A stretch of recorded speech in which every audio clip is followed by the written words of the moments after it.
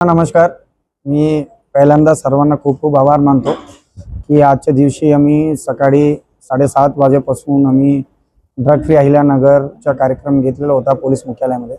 त्या अनुषंगाने more than 3000 students आणि मेन मुख्यतः सभापती महोदय साहेब, पालकमंत्री साहेब, आमदार लोक आणि इतर डिपार्टमेंटचे सर्व प्रमुख या कार्यक्रमाला हजर होऊन त्यांचा सक्सेस यशस्वी केलेला त्याबद्दल मी सर्वांना आभार मानतो.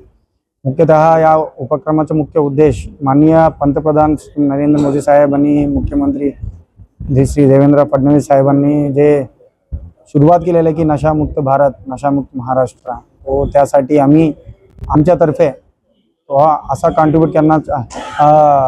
कॉन्ट्रीब्युशन करत आहे की अहिल्यानगरला नशामुक्त करण्यासाठी ड्रग फ्री अहिल्यानगर म्हणून एक प्रोग्राम सुरू केलेला आहे. त्या अनुषंगाने सर्व म्हणजे पूर्ण देशाच्या भविष्यामध्ये जे युवा पिढीचा भविष्य आहे तो युवा पिढीला आम्ही टार्गेट केलेला आहे. तो युवा पिढी म्हणजे जे स्टुडंट जे टीनेजमध्ये आहे 13 वर्षापासून ते 19 वर्षापर्यंत जे स्टुडंट्स आहे तो त्यांना आम्ही आज प्रोग्रामला इन्व्हाइट केलेला आहे.